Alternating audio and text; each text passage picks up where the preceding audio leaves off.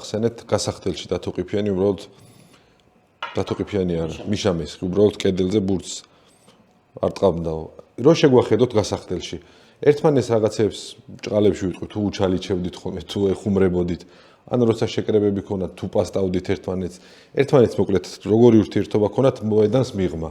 იქნებ გაიხსნა შორის ეხლა აი დღევანდელ პრესას რო კითხულობ ხო იქ ჭორებია ნებისმიერი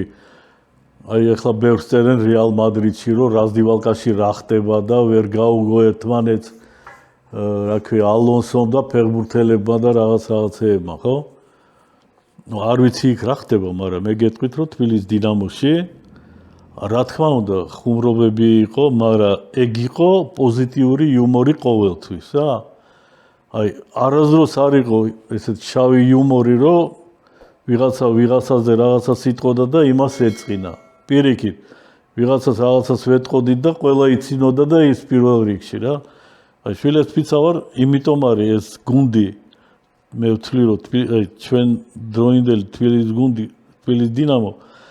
არის ყველაზე დახვეწილი ყველამნაირად რა. რეზულტატი გინდა თვითონ ფეხბურთელების კონტინგენტი გინდა თავისი ოსტატობა რო ავიღოთ აი ეს მეგობრობა მე აი უბრალო მაგალითს ვიტყვი რა მანუჩარი რო წავიდა გუნდიდან ხო გუნდის კაპიტანი იყო დადგა პრობლემა კაპიტნის ნუ პირველ რიგში ჩემის აზრით ეკუთვნოდა დათოყიფიანს რა იმიტომ რომ ერთი ლიდერი იყო გუნდში ხო დიდხანს თამაშობდა ფაქტიურად მაგრამ ავირჩიეთ ჩივაძე საშა ხო და არავის სიტყვა არ უთქვია თვითონ დათოყიფიანს სიტყვა არ უთქვია ვოვაგუცაევს სიტყვა არ უთქვია შოთა ხინჯაგაშვილს სიტყვა არ უთქვია მაგაზე უფროსებიც ვიყავით უფრო მეტი თამაშიც ვითამაშეთ უფრო მეტი გავაკეთეთ მაგ პერიოდში გუნდისთვის არავინ ხმა არ მოიღო იმიტომ რომ საშა რა პრობლემაა ერთ საქმეს ვაკეთებთ ხო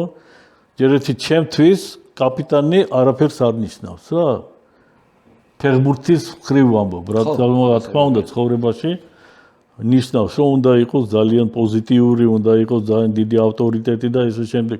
მაგრამ მინდორზე იგივე ფეხბურთელია და იგივე საქმეს აკეთებს რაც შენ აკეთებ ხო და ეხლა ზოგიერთს მე ვიცი რომ მაგალითად იმაში არარატში ანდრეასიანმა და ხორენოგანისიანმა ერთმანეთს დაცხეს იმიტომ რომ ხორენა გამოაცხადეს საუკუნის ყველაზე მაგარ ფეხბურთელად და ეწყინა ამ ანდრეასიანს და კონდათ კამათი და რა ჩვენთან ეგეთი რამე არ მოხდებოდა დარწმუნებული ვარ და არასდროს არ მომხდარა რა იყო კოლექტივი ვიცოდით რომ უნდა გახვიდე უნდა მოიგო მორჩა როგორი იმით რა ქვია საშუალებებით ეგ უკვე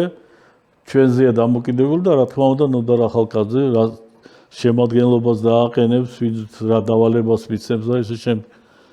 აი ეს იყო ყველაზე დიდი წარმატება ჩვენი გუნდის მე მგონი დანარჩენ გუნდებთან